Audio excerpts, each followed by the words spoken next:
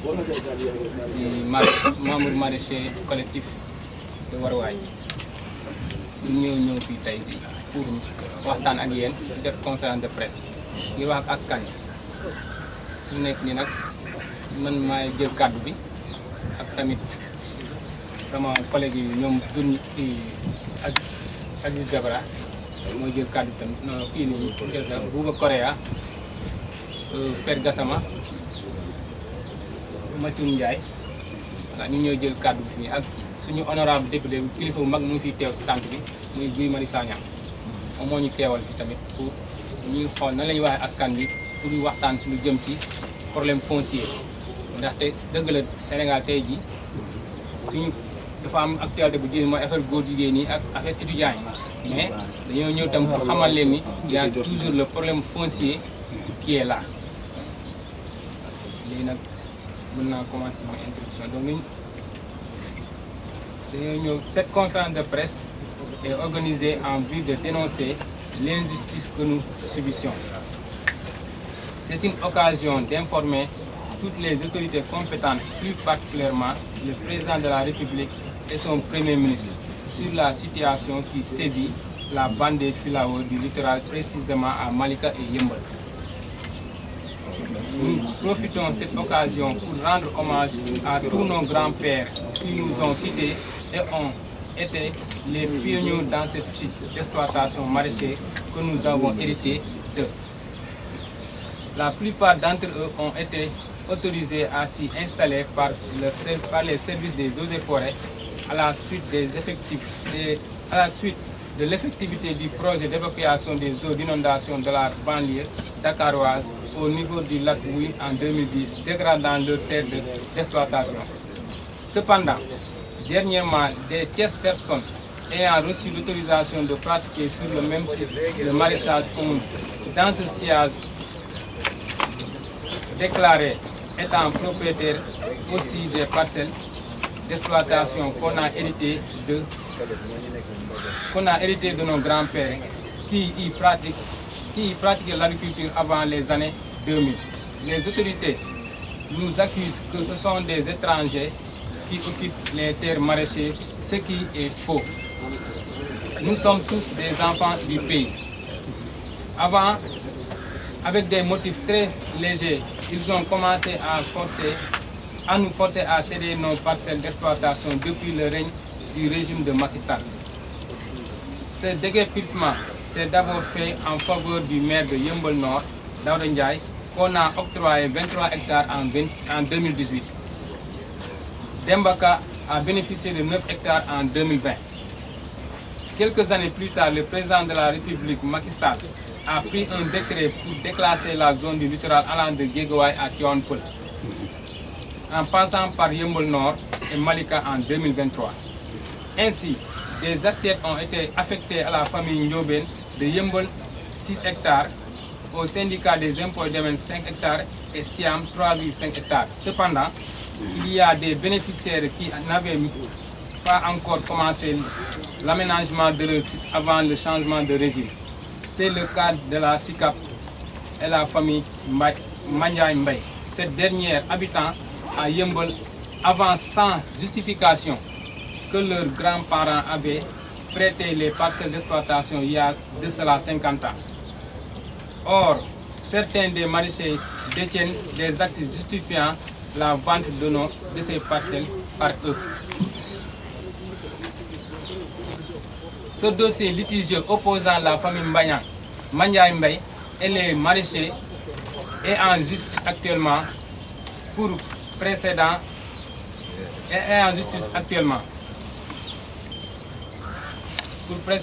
déguerpir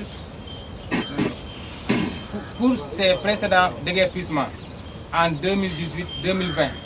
C'est le préfet de Keur Massar avec l'aide de la police et des eaux et forêts venait à chaque fois intimider les maraîchers qui, sans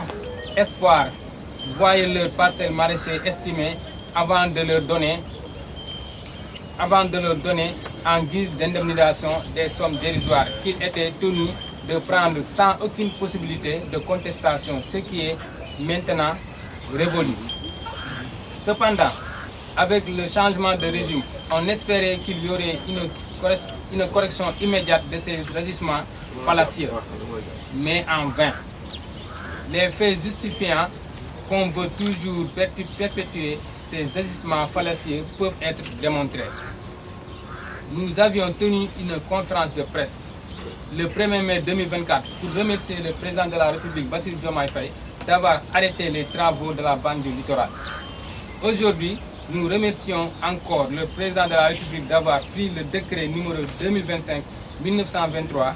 déclarant d'utilité publique le projet de réaménagement du PUD de la zone nord Guéguaye et de la bande de Yeumbeul Nord Malika, Tivaouane Peulh. Alors, dans le décret, il est mentionné que ce projet de réaménagement va permettre de trouver des solutions définitives aux différents litiges constatés dans la zone et de prendre en compte les demandes justifiées des collectifs. Ce que les autorités administratives refusent toujours d'appliquer.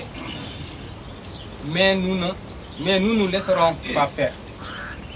Merci. Je vais donner la parole à M. Bouba. Rappelez-nous votre nom.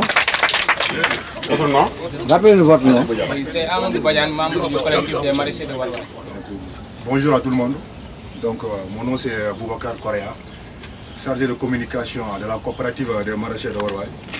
Donc, comme que la lecture est un peu longue, je vais essayer encore de continuer la lecture pour faciliter la tâche. Donc, malgré ceci, le préfet de Keur Massar, lors de notre convocation à la date du 8 décembre 2025, nous a affirmé que la douane détient toujours une assiette de 3 hectares 500. Concernant ceci,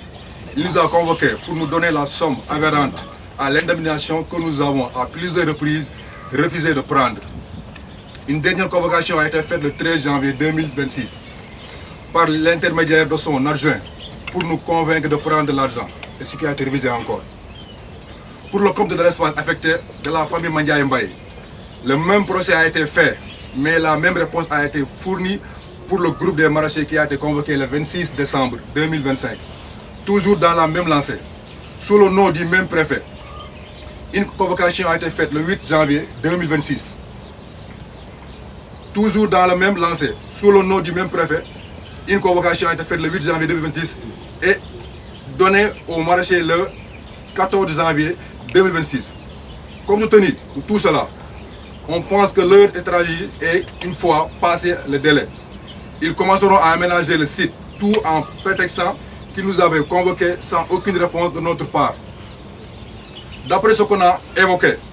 les gens vont se poser la question, à savoir pourquoi nous n'avons pas fait des démarches pour que les autorités puissent tenir compte de nous. Alors que, depuis l'existence de notre périmètre maraîcher, nous avons toujours fait des démarches auprès des autorités compétentes.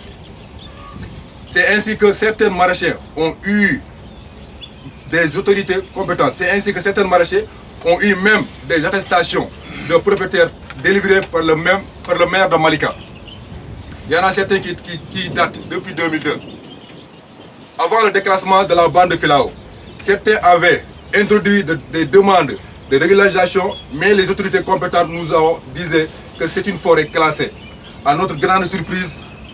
après le déclassement, nous avons tenté de déposer encore des demandes de régularisation de nos périmètres maraîchers. On nous a fait savoir encore l'État a déjà cédé vos terrains à d'autres Sénégalais qui sont à leur propre. Les populations de Malika, excusez-moi, des sociétés privées. Et ça, c'est un paradoxe, car le décret nous parle toujours d'utilité publique. Et parmi les utilités rencontrées, on peut citer le maire de Malika, l'ancien et l'actuel préfet de Malika, l'ancien et l'actuel sous-préfet de Malika, l'ancien et l'actuel préfet de Keur Massar. On a pu aussi rencontrer les services des domaines de Guédiawaye, de Pikine et de Keur Massar, ainsi tous les directeurs concernés. Je veux citer le directeur des domaines, le directeur de l'urbanisme et le directeur de la DSCOS. C'est dans ce sens qu'on a adressé une lettre de réglementation au directeur des domaines le 24 décembre 2025 avec les pièces jointes, un plan quelques PV de constat et une clé USB. Et cette même lettre déchargée est transmise à Madame la directrice de l'urbanisme et à la préfecture le 26 décembre 2025. À monsieur le directeur de la DASCOS le 30 décembre 2025. On espère avoir une suite favorable. Cependant, on lance un appel solennel au président de la République et au Premier ministre Ousmane Sonko que des dignes fils du pays sont en train d'être sacrifiés au profit des soi-disant promoteurs privés, montés de toutes pièces avec la complicité des autorités administratives. Si nous sommes ainsi dans cette situation, on ne peut dire que notre maire est mauvais, mais sa bonté n'est pas équivalente à ce que les populations de Malika ont fait pour lui, c'est-à-dire choisi à la tête de la mairie depuis plus de 24 ans. Si le chef de village de Yeumbeul peut donner des actes de propriété au niveau des terres qui se trouvent à Malika, alors qu'à Malika, il y a un chef de village, ça c'est paradoxal, ça c'est impossible. Il y a un problème, on peut dire. La population de la Malikaoise sont toujours confrontées à des problèmes tels que la décharge de Mbobos et les lacs qui nous permettaient de mener des activités maraîchères remplies d'eau depuis les inondations du temps du président Abdoulaye Wade. Ainsi même, ces lacs sont déclarés zone tampon, c'est-à-dire inutilisables, avec plus de 684 hectares de forêt classée pour Malika, dont les champs des maraîchers en font partie. Les populations ne sont plus bénéficiées, pas d'infrastructures, pas de parcelles pour les habitations. Sur ce, je lance encore un appel à toute la population malikaoise de venir soutenir le maire, pour le maire de Malika, sont rétablis de ses droits et sur le plan foncier. Sinon, ils vont nous laisser une commune en détresse, surtout dans le domaine foncier. Car il n'est pas libre, il a été piégé et il veut sauver sa peau. Ainsi, nous suggérons au président de la République de recevoir les maires concernés ainsi que certains notables et jeunes de la localité impactés par le PIB afin d'obtenir des informations fiables. Enfin,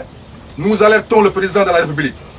que les autorités font des notifications de bail comme si c'est l'ancien directeur des domaines Mamoudou Gueye lui-même qui les a délivrés, alors que tous ces documents sont antidatés pour faire croire que c'est ces derniers qui les ont signés.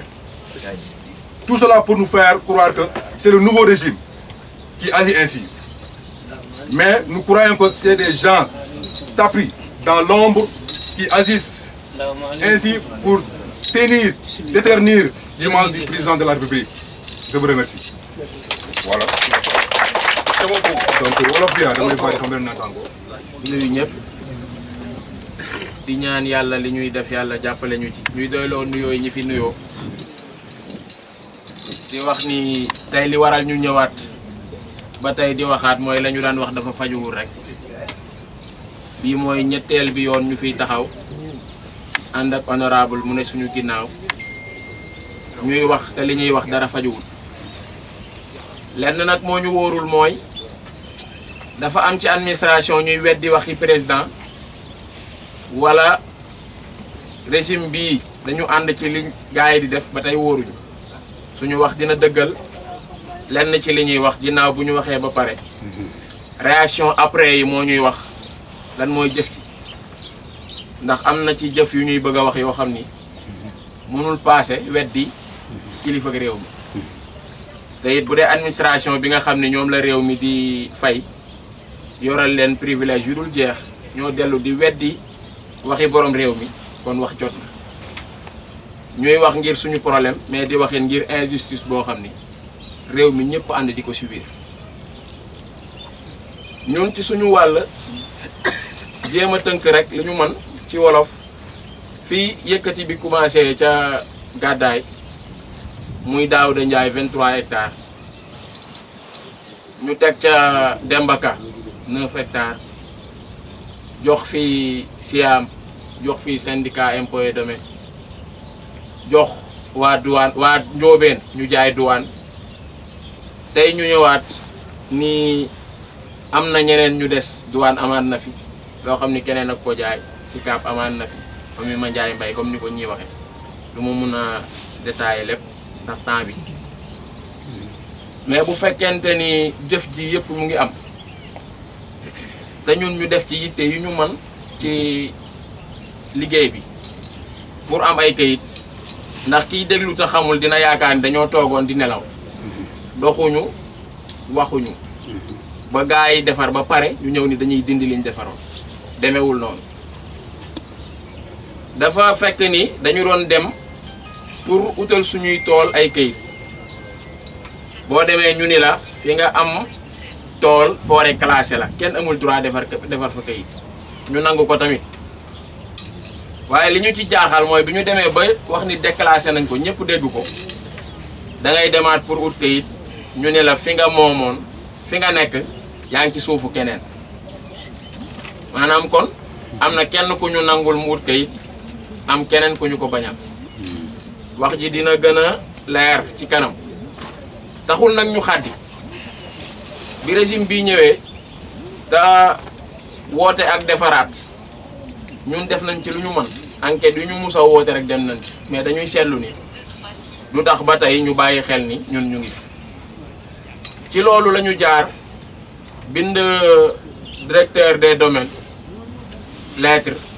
xamal ko suñu ay problème lettre de réclamation wax ko li ñuy daj ak li ñuy teg xamal ko ni suñu ñu ngi fi ñu jël lettre boobu tamit amplifier ko jox ko directeur urbanisme jox directeur bu Descos kon kenn dootul ni yëguñu ñëpp yëg nañ te bu soowee suñu borom dinañu bind président tamit ngir mu yëg ndax réew mi toll na foo xam ni doo xam fan la mbir mi di tage bu loolu lépp mënee nekk comme ni ko suñu naataango bi waxee duñ ni bonuk suñu maire la mais mbonam mbaa xam tolloowul ak askan wi ko jox seen kàddu ñaar fukki at ak ñeent ñu koy teg ci suñu bopp dëkk li tax nag du doonu mbaax mooy moom mu ngi seet moom am na fi 20 hectares boo xam ni lu ñu defaraat di ko tuddal di ko ci sóoraale buñ ko mënee sóoraale génne waa dëkkam nag kon c'est parce que complice la lañ ko mën a wax man nag dama naan du tayee fam ndax pour ma exemple la du tayee fam mu yomb rek dama lay jox exemple ci waa ji nga xam ni dafa amoon ay noonam ñu koy pexeel di ko xeex mu tëleen ñu xefe ba am drogue dugal ko ci këram wala néegam fexe ba police def ci enquête jàpp ko dóor yi bi ñu koy dóor départ bi li doon yittee mooy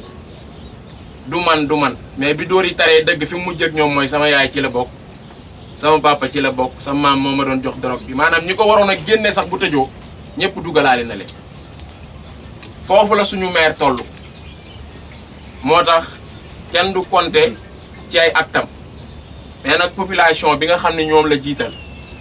bu ñu taxawul jàmmaarloo ak jëf ji nga xam ni moom la ñuy jëf di ko jaaree ci kawam mu mën koo noppiwaale dina am catastrophe yu mu leen fi bàyyil yoo xam ni yàlla rek mooy xam ni mu toll ndax bu chef de village ñi may defar ay acte bu yëmbal ñi may defar ay acte ci suufu Malika te Malika am seen propre chef de village yaakaar naa ni loolu moom te maire di ko yëg ku ànd ak sagoom te tal ko du def loolu ci suufu Malika li ñuy subir at yu bari lañu koy subir musul arrêté comme ni ko mbokk mi waxee sànq muy décharge Mbëbës ñëpp yëg nañ ko ak yeneen yuñ mënul lim waaye ñu mën ci lim suñu lag yi nga xam ni bu jëkk ku xamoon Malika xam ni ñëpp fi lañ doon defe seen ay activité wala ñi ëpp ci population bi foofu la seen wërsëg doon jóge ñu ñëw ci jamono Abdoulaye Wade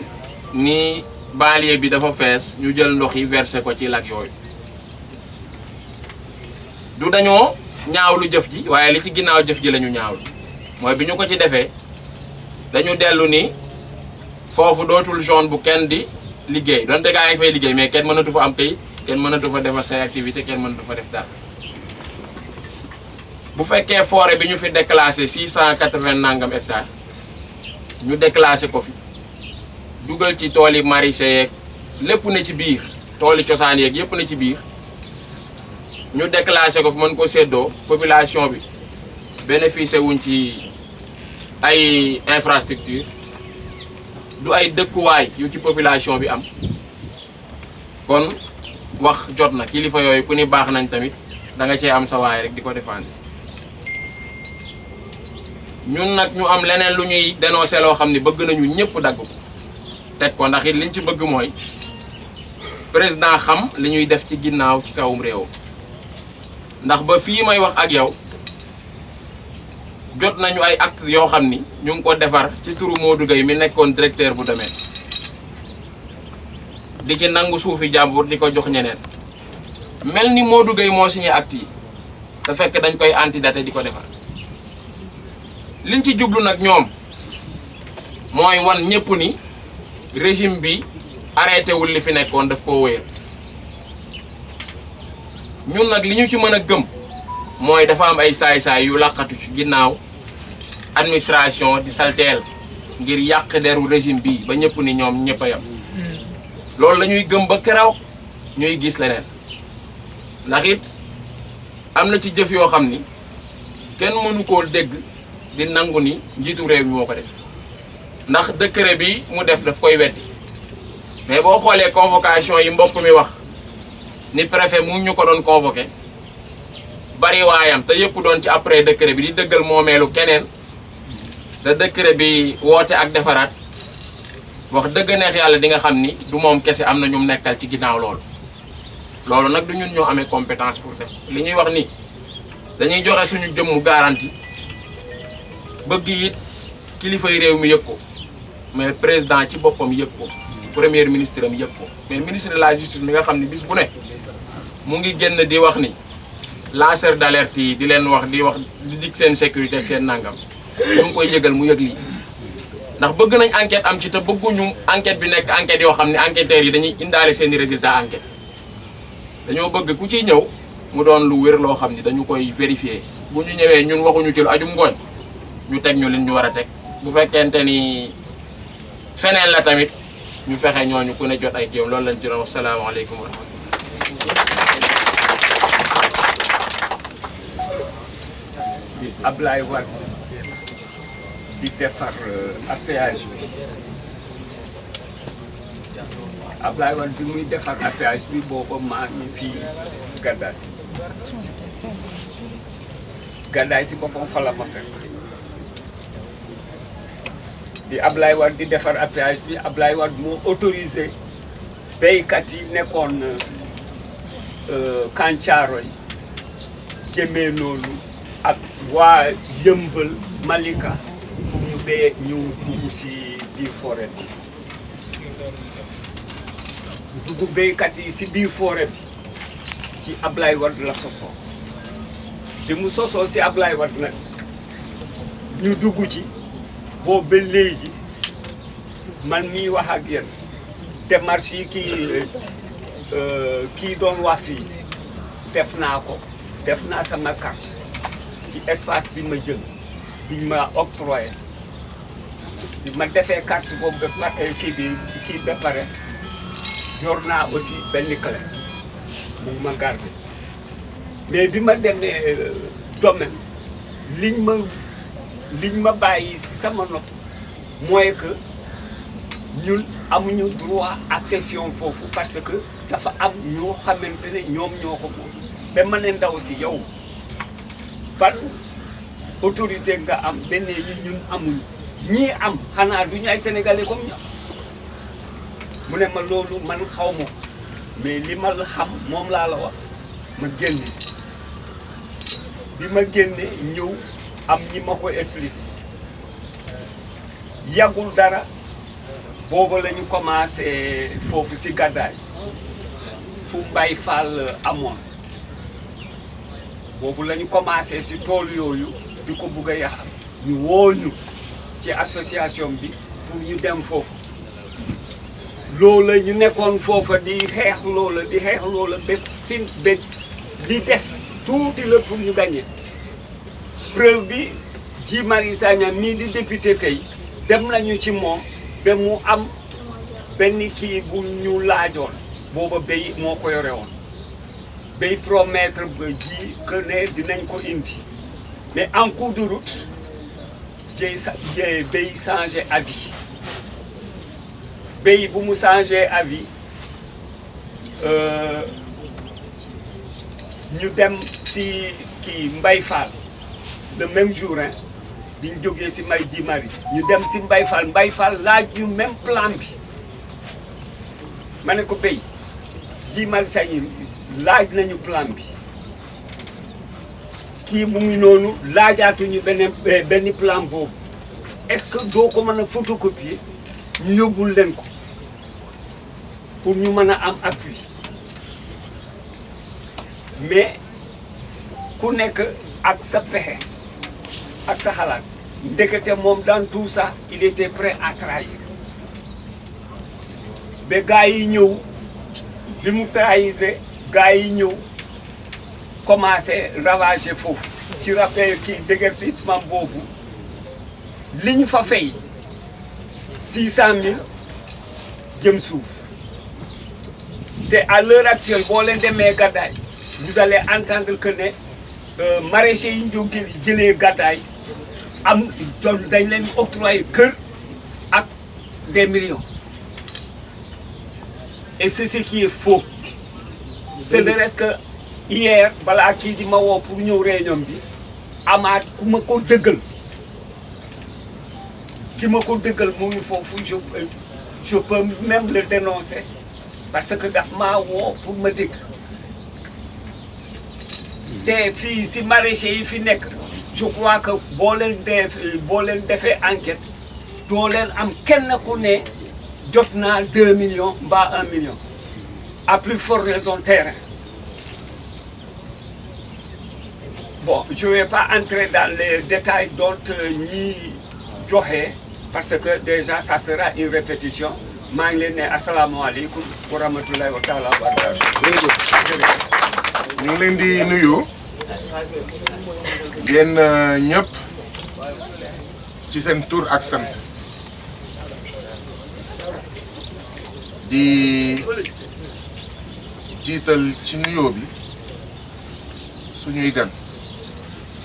suñuy gan mooy taskatu xibaar yi yéenay gan yi fii parce que man nekkatuma gan fii man ci collectif bi laa bokk di jiital ci nuyoo bi kon suñuy gan taskatu xibaar yi borom site yeeg ñoom seen ak ñi ñuy seetaan ginnaaw bi ma leen nuyoo ma nuyu samay kilifa muy ñi nga xam ne ñoo toog sama wet ak sama ginnaaw ñoom ñooy samay kilifa ndaxte man seen jumtuwaay laa man seen député laa ñoom ñooy askan wi ñoom ñooy patron yi ñoom ñooy suñuy chef ñun ñii ñu fal ñoom ñooy suñuy chef ñu votel ñu ñàkk ñu votel ñoom ñooy askan wi ñoom ñooy suñuy chef ñii ñu nommé askan wi mooy seen chef ñii ñu nommé segam ñi ñu fal askan wi mooy seen chef sàkkaamaa ñi ñu nommé nag mooy ñi nekk ci gouvernement ñi ñu nommé mooy préfet ak sous-préfet moo tax il faut préfet yi ak sous-préfet yi di xoolaat bu baax seen taxawaay ak askan wi il faut préfet yi ak sous-préfet yi fàttaliku ne seen yére ñii ñoo koy fay ak seen taxe ak seen lempo seeni bureau ñii ñoo koy fay ak seen taxe ak seen lempo ñi koy fay waa wóoruwaay collectif bii ci lañ bokk donc ñoom bu ñuy waxtaan ak ñoom bu ñuy jëflante ak ñoom war nañ jiital respect war nañ jiital dëgg bañ a jiital ay naxante ay kuddu askan wi lañu nekkuñu kuddu ñi nga xam ne dañoo bëgg a jëriñoo askan wi dañoo bëgg a aakimoo li askan wi moom man nag ngeen jéggal ma sama wax du changé ñii bi fii nekkee forêt classée ñii ñoo fi nekkoon boobu fii forêt classée la boobu fii kenn déclassé gu ko ñii ñoo fi nekkoon bés booy déclassé suuf mu jóge ci forêt classée ñu déclassé ko boo koy joxe ñi ngay njëkk sédd mooy ñi nga xam ne ñooñu nga fa fekk waroo jox keneen waroo jiital keneen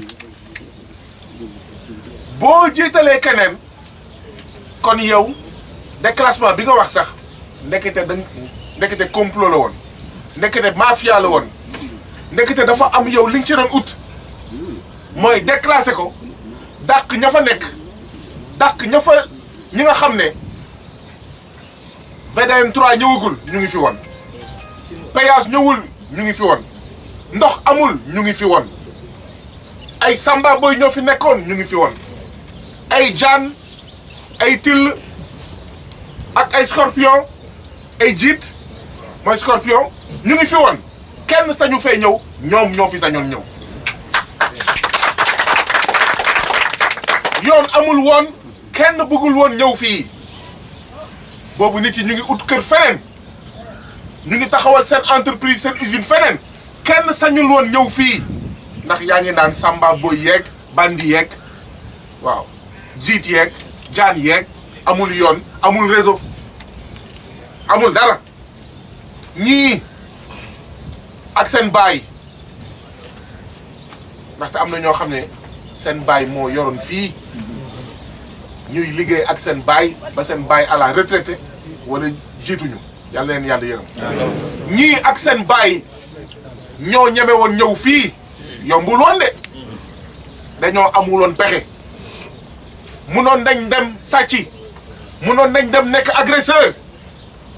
waaw munoon nañ dem defi yëfu góor jigéen di ci am xaalis waaw munoon nañ dem defi yeneen yëfu tappale ñu koy jaayanteeg àll bi fii ñu koy jaayanteeg wuyu yi fii ñu koy jaayanteeg jaan yeeg till yeeg ak jiit yi kon yow sa plan moo nekkoon déclassé ko pour jox ko ay sénégalais ay xeetu sénégalais léegi ñoom ñu nekk xeetu sénégalais yoo xam ne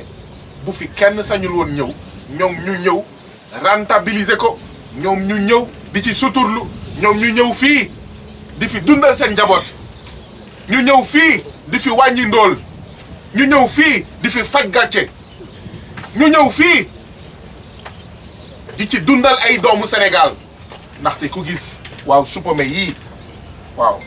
ay ata ngi ñu ciy dundal doomu Sénégal ak soble ak ñoom seen ñuy dundal doomu Sénégal ci tool yi boobu kenn bëggul woon fii ñuy dundal ay borom charrette ak tool yi di dundal ay baana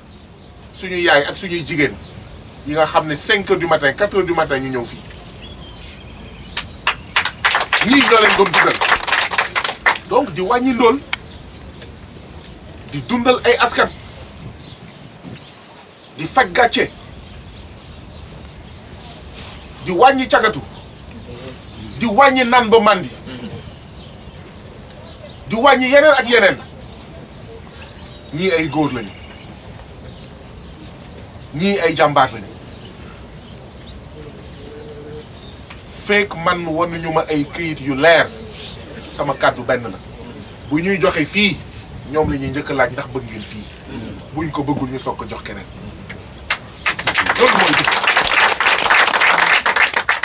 loolu mooy dëgg bi yoon commencé bëri réseau commencé dem fu nekk fenn soreetul VDN 3 la ñuy jaar man laa jaar pour ñëw fii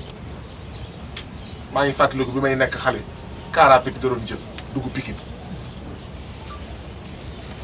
Caaroy boobu maa ngi dëkk Parcelles da ngay yëg di wàcc da ngay jël clando da ngay jël clando église Parcelles unité 12 nga jël clando mu yóbbu la xawma ba ay Pikine yooyu après foofu nga yëg car rapide mu yóbbu la xëy na ba Caaroy nga wàcc Caaroy mu yóbbu la Yëmbal nga wàcc yëmbal mu soog la yóbbu Malika dama doon dem Malika man vacances boobu kon mënoo woon jaar fii léegi nag beneen 3 am na fenn soreetul jege na géej bi ñu ne fii dafa may xeetu sénégalais yoo xam ne ñoo mérito fii du dëgg du yoon duñ ko nangu. du dëgg du yoon duñ ko nangu mënul nekk yoon ci jamono Ablaye Wade mënul nekk yoon ci jamono Macky Sall mënul nekk ci yoon ci jamono Bassirou Diomaye Diakhar Faye moo tax man bi ma njëkkee dégg dossier bi li ma leen wax dafa leer ma ne leen tant que kenn ñëwul ak këyit bu leer bu leen fi jóge tant que kenn ñëwu fi ak këyit bu leer maa ngi seen wet bés bu këyit bu leer nañu nag ñëwee ma ne leen këyit bu leer te mu nekk këyit bu màgget waaw du ma laal këyitu 2026 du ma laal këyitu 2025 du ma laal këyitu 2020 ndaxte ñii bi ñu fi ñëwee yàgg na xam ngeen ne tool yii du toolu 5 ans du toolu 10 ans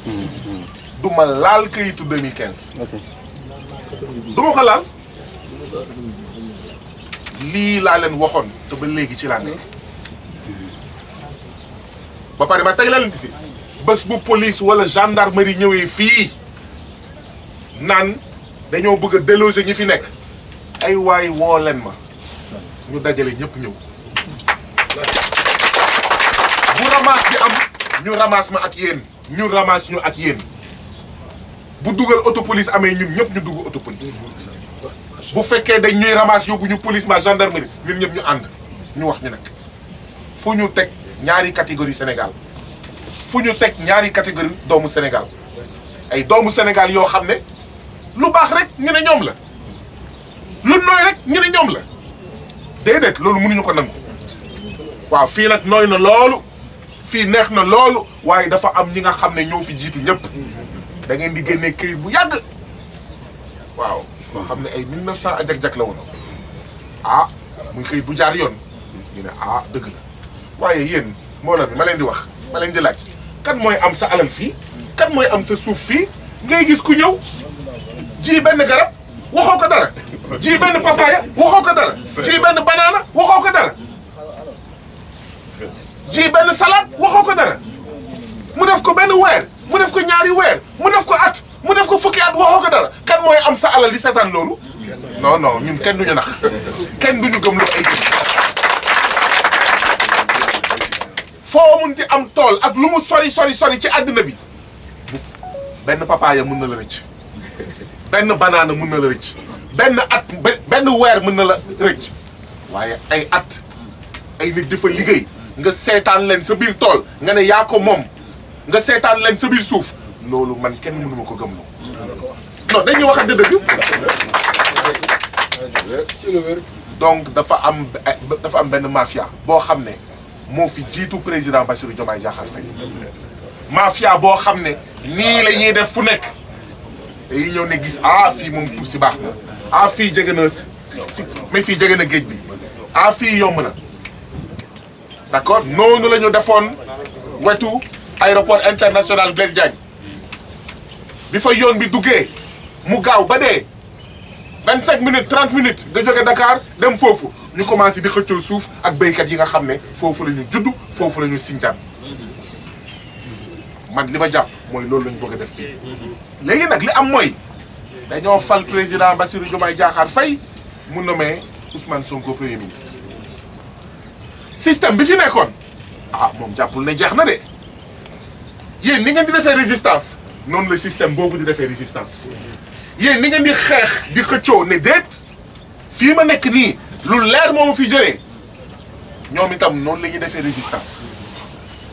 ñoom du ñu abdiquer de ñoom du ñu abandonné de dañuy résistance dañuy naan suñu gars yi ñu nga fa dañu jéem a pousse wala balaay affaire bi di leer seen bopp mu mbir mi mën na jàll waaw te bu jàllee xëy na maanaam dellu ginnaaw day jafe noonu la ñuy def man loolu laa jàpp ne moo am fii donc man sama kàddu benn la xeex bi dafa war a wëy taxawaay bi dafa war a wëy bu leen yox-yoxi de bu leen yox-yoxi bu leen découragé bu fi kenn découragé ñoom ñoo war a décourager ba pare dellu ginnaaw ba pare abal ñu waaye yéen amu leen pour décourager amu leen pour dellu ginnaaw bu fi benn tenue di leen di tiital yéenay kilifa yi yéenay askan wi ñoom ñoo war a tiit waaye yéen waru leen tiit dëgg la nag nañ leen respecté dëgg la nag nañ leen jox seen respect ak jox leen seen worma ba mu mot sëkk waaye nag worma tekkiwul nga teg ma dof ma toog di la seetaan worma mënul tekki nga ñëw di ma jaay doole ci loo xam ne dara leeru si lépp ci lënt lépp ci lëndëm léegi nag wax ji mooy préfet sous préfet jot na ñu ànd ñu toog mu wax ñu lu leer ni midi wala mu bàyyi ko parce que lii harcèlement lay niroon lii harcèlement la parce que man bi ma fi mujjee ñëw yàgg na bi ma njëkkee ñëw fii yàgg na mais loo xam ne nee ngeen du pour béykat yii donc ça veut dire que ñi nekk fii nekkuñu ci yoon mu yàggee noonu non man loolu déedéet man bu ma nekkee ci yoon déedéet dama koy ñoddi du ma toog fii di masla nañu waxante dëgg dañuy naxanteeg yéen di xool waaw kaay macun kaay waaw 600000 mu ngi nii jëlal boo jëlulee da ngay ñàkk de da ngay ñàkk sa tool ñàkk sa 600000 macun génn Debra kaay 600000 mu ngi nii Debra ne garaawul bàyyi mu jël macun dafa soof trop mu jël dañ leen di jéem a wàññi benn par benn dañ leen di jéem a wàññi benn par benn ñuy yebal ci yéen ñoo xam ne dañuy ñëw seen nopp naan leen ah dégg naa gars yi léegi ñu ñëw song leen dañuy maasale lépp rek kenn ci yéen tiit dem jël xaalisam dem toog keneen ñëw mu des 10 après ñu xool 10 yooyu 10 yooyu ñu ne ok kii dafa bokk ci moom mbokk la ci kilifa diine sangam nañu dem ci kilifa diine boobu bu ñu mënul dégg kilifa diine boobu boo waxee ak moom dina toog nañu dem ci kilifa aada noonu la ñuy doxaleeg yéen pour di rocc ndànk-ndànk parce que fu mu nekk nii bale ngeen te mënuñu leen damm waaye nañu rocc ci bale bi benn bant ñaari bant ñetti bant ba mu des ñeent nag ba mu des ay ñeent bant bi sax kenn du ko woo moom mooy jël situation boobu la ñu bëgg a créer parce que nag bant xam na boppam bu bant yëpp roccee ko ba mu des ñaar mbaa ñett macun mooy yolleeku ndax ne xam nga lan la jox leen ma 300000 sax ma nangu 600000 sax en fait bëri na man dama jàpp ne plan boobu complot boobu mafia boobu moo nekk di dox ay weer ak i at yi man nag dama leen di jaajëfalaat ay jàmbaar ngeen félicitations félicitations ndaxte seen taxawaay dafa bokk ci lii defar réew mi seen taxawaay dafa bokk ci lii defar réew mi ndaxte bu dee yéen a am dëgg buñ leen nootee ba daan leen da ngeen di dafa mel ni d'accord fen dafa gën a am doole dafa mel ni nooteel dafa gën a am doole bu ngeen gañewee dafa mel ni fen dafay gën a néew doole nooteel day gën a néew doole donc man dama am respect ci yéen dama am considération ci yéen considération d'abord pour saay bu ma ñëwee fii li may yëg sama yaram ndaxte fii mooy seen bureau préfet dafa am bureau sous préfet dafa am bureau impôt et domaine dañoo am bureau yéen fii mooy seen bureau ñoom ku leen bëggoon jëlee seen bureau ci loo xam ne du dëgg du yoon même bu dee état dañ koy jaayante ak état kon lan moo tax yéen ñu bëgg leen fekk seen bureau bëgg leen dàq ni comme ça déloger leen saay bu ma ñëwee fii li may sentir ni ñii ñaata ñaq ñaata coono ñaata sacrifice la ñu daj pour lii mën a taxaw ay at a ngi ay jàmbaar ngeen yéen dañ leen war a féliciter waruñu leen di leen di harceler yéen dañ leen war a jaajëfal yéen dañ leen war a takkal médaille dañ leen war a takkal raaya yéen ay jàmbaar ngeen yéen ci gaynde yi ngeen bokk dëgg la am nañ gaynde football waaye am nañ gaynde maraîcher am nañ gaynde béykat yéen ci gaynde Sénégal ngeen bokk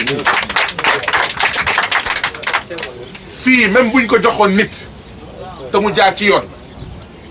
mais boo ñëwee taxaw fii da ngay naan non garaawul yow nañ la utal feneen ndaxte waxuma la fii solo bi mu am ci ki nekk ci ñoom ku nekk si ñoom na nga xam ne fukki nit ñaar fukki nit fanweeri nit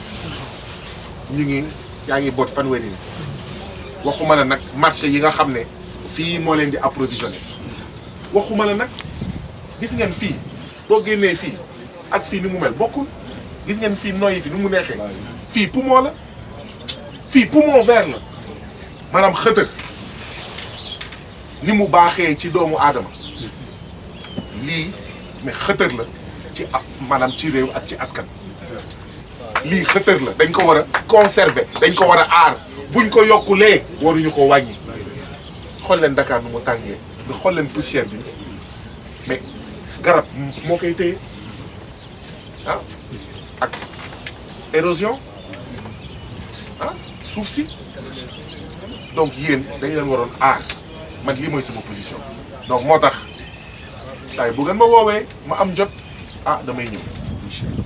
dëgg la nag bëggoon nañ def conférence de presse bi yàgg na dañuy defe naa yéen ñëpp xam ngeen li xewoon fan yi passé ma si jéggalu bu baax a baax mais saa yi bu ngeen ma woowee tama am jot te assemblée nationale wala parlement CEDEAO ngëbuma damay ñëw ma waxaat ko nag bés bu gars yi amee fit ñëw naan dañuy ñëw maasali fii tel leen ñu ko wax ñu ñëw fii wala ñu dellu ginnaaw wala ñun ñëpp ñu ànd maasali coono ñu pour man dañuy palper dañuy tenter dañuy naan ñii ay béykat lañu ay doomu béykat lañu seen jàng soriwul dañuy ragal homme de tenue dañuy ragal këyit dañuy ragal xaw ma cachet bu xonk ak ñoom seen bés bu ñu indee këyit bu wóor yéen di ngeen xam ne lii këyit bu wóor la. voilà donc lii mooy wax ci donc xeex bi day continuer dinañ xool lan la ñu war a def leneen mais pour man jot na daal dem toog ak kilifa yi ngeen toog ma toog ñoom ñu wax ngeen di dégg may dégg voilà pour man loolu jot mais bu kenn jël xaalis bu fi kenn laal xaalisu kenn toog leen résister leen continuer leen def seen liggéey métti na nag parce que nag harcèlement dafa métti parce que yenn saa yi nga dute yenn saa yi nga am xel ñaar waaw yenn saa yi nga am xel ñaar nga tiit nga jaaxle ma leen di masawu bu baax a baax parce que nag yombul waaw yombul parce que ndawu buur bu ñëwee nan la ay sa xaalis mu ngi nii ak yooyu boo moytuwul sa àddina dina tukki boo moytuwul yaa ngi naan xëy na fii benn semaine moom fi dese wala benn weer moom fi dese donc stress bi nga xam ne moom ngeen di dund xam naa ne fuñ ko àpp rek weesu na donc maa ngi leen di masawu coono bu baax a baax di leen di wax ne bu mu tax ngeen caalit déedéet bu mu tax ngeen caalit ba ngeen dellu ginnaaw wala ba ngeen xaddi déedéet bu leen caalit na ngeen dëgër këng voilà donc loolu laa amoon li may wax xeex bi day continuer ba keroog ñu ñuy wan lu leer wala ñu ñuy bàyyi ba faw ragal naa ne ñu ñuy bàyyi ba faw fa la ñuy mujj